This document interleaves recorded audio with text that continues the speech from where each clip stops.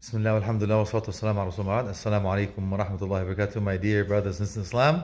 This is Brother Allah, your host for The Art of Parenting. Welcome back to another episode. And inshallah, today we're going to start an episode for Ramadan. And today, my daughter actually asked me a question. So I said, you know what, let me address it with everybody. And today we're going to talk about why do we fast? So it's a very good question indeed, especially you live out in the West. And as a parent, you want to also teach your children what should they react, how do they behave, and what should they answer to this question. You say that God Almighty is most merciful, He's most compassionate. Why would He want you to go through the pain of hunger and the pain of thirst? Amazing, isn't it? It's a good question indeed, valid. And most of the time that your peers will ask you, or your people, colleagues, or even your school will ask you why this. And most of the time that, you know what, I don't know, man, whatever. I was born a Muslim, my name is this, and I saw my parents tell me this, and I don't know, I don't have the answer. Well, hopefully today as parents, we can give them something that they can relate to. So if we can teach your children, like listen, if I tell you that there's a girl in Africa that has no food and water, that's all I just told you, how would you feel? It's a rhetorical question, obviously. I'm not looking for an answer, I just want to take you through the journey. And then I tell you, listen, you may be a little bit in love and you can't go to sleep, and then you go downstairs, watch some TV or open your laptop and look at infomercials at this late night, and they usually work on your emotions. They show you this girl in Africa, her face is white, but she's supposed to be black, and that's dusty. Her hair is teased up. She's young, but you didn't go to the latest hairdresser to get that beautiful teased up look. And her tummy is actually very big, but it's full of gas. And now she bends over, grabs something from the ground. It's soft enough to eat, doesn't even know what it is. Flies are over her eyes, hasn't taken a shower for a long time. How would you feel? You see, the first time I told you about it, you were only using your hearing sense. So one sense in your body was actually in the development of the decision making and what you feel, how you feel about it. The last time there was a visual, so not just the hearing sense, that the vision was also included. Not just you hear, your eyes was also watching. So two senses in your body were making a decision of how you feel about it.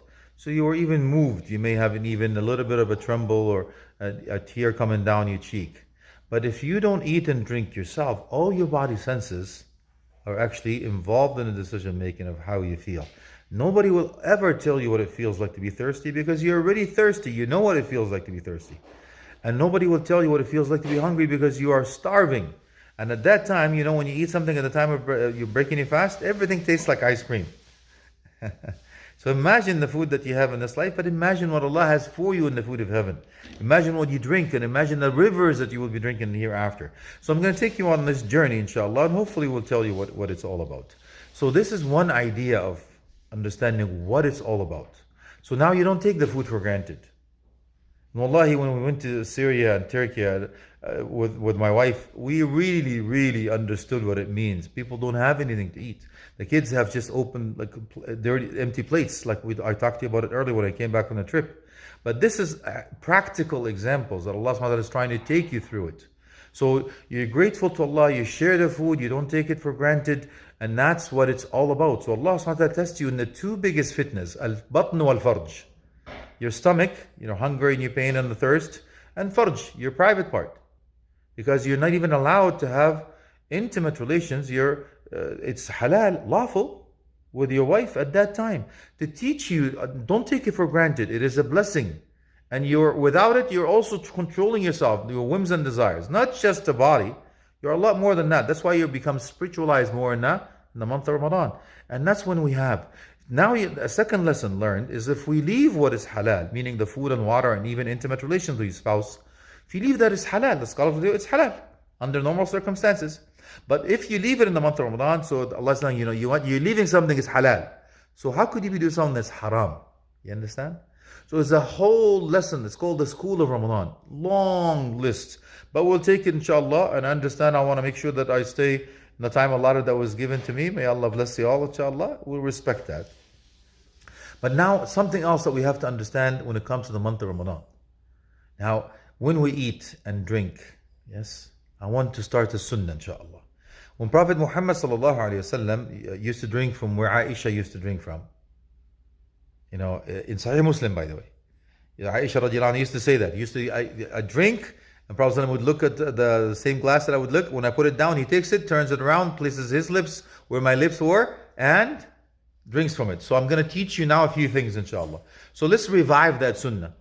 As parents, we want to teach our children how to become a loving couple. So when they grow up, they see your parents used to hug, they see their parents used to kiss, and they look after each other, reviving the sunnah. Tell her your wife, I love you. Because Prophet Muhammad ﷺ used to declare, رُزِقْتُ حُبَّهَا. Yeah, so I know most of us, especially the one I'm born and raised here, I understand. But if we're born and raised somewhere else, whatever we call back home, still, we've been here for like thousands of years, but we still call it back home. I don't understand.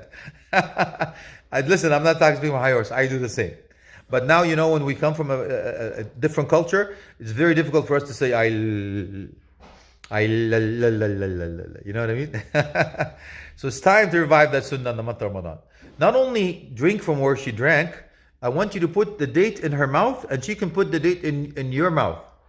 So you can actually do that. Abu Bakr Siddiq radiallahu anhu used to put the date in the Prophet ﷺ's mouth and says, I taste the sweetness.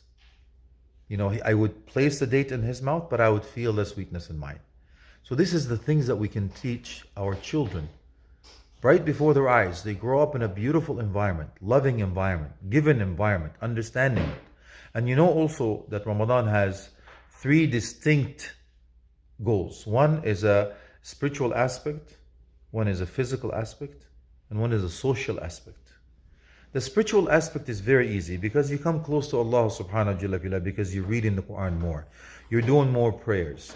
Shayateen is locked up. The gates of heaven are opened up. The gates of hellfire closed up. You break your fast and you're broken inside. You're maksur amam Allah. You know what that means? You're humbled. You feel weak in front of Allah because you don't have much. A little bit of hunger, a little bit of thirst, you can't speak, you can't talk, you want to sleep, you can't work, you take time off. Just a little bit, man. Amazing, isn't it? So now your heart is softened, you become more spiritual.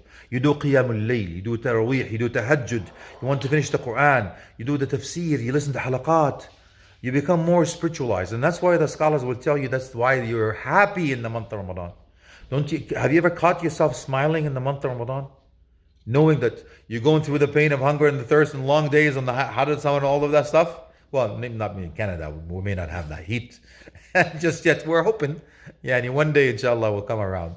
But you know why you're smiling? Because you're created to worship Allah. And when you worship Allah, that means you're fulfilling the reason and the purpose of your creation. And that's why you feel happy. And that's why some of the people actually cry when Ramadan is over. Ya salam, beautiful. That's when you feel that you got what it means. That's the spiritual aspect. Now, the physical aspect, you're supposed to lose weight in the month of Ramadan. Now, I emphasize the fact, supposed to. Now, I understand some of us gain weight in Ramadan. I have no idea how you gain weight in Ramadan, dude, but you know what? That's what it is. But you're supposed to lose weight in Ramadan. It's a beautiful, good for your antibodies, your system, your everything else. You're developing a beautiful metabolism. It's like your antibodies, you're coming back. You revive your cells. It's been a long research, shows how beneficial fasting is for your body. Yes? Now, when a social aspect comes in, when you invite people to share your food with you, and when you give a fitrah, you care about others, now that you know what it's like, and you share with not just the food, you share your life with others. Becomes a social. You see each other more. You gather on goodness. And you leave each other also in goodness. So that's a social aspect. I haven't seen the brother for a long time. I've seen him all this and all of it. Where is brother Muhammad? Where is sister Fatima? They haven't seen him in Fajr prayer. I haven't seen him in Taraweeh. So let's go visit. It's a beautiful social aspect in the month of Ramadan. Now I understand that time is flying, but it's a whole series. I'm trying to keep it under 10 minutes as I was told. And now it's time. But next time I see you, inshallah, we'll have more lessons learned from the month of Ramadan. May Allah subhanahu wa ta'ala accept from you all. I ask Allah subhanahu wa ta'ala to feed you from the food of Jannah and quench your thirst from Hawd al-Kawthar. Ameen wa akhdawan. Alhamdulillahi Rabbil Alameen. Wa sallam ala alihi wa sahbihi wa tabi'in. Jazakum Allah khayra. Wassalamu alaikum wa rahmatullahi wa barakatuh.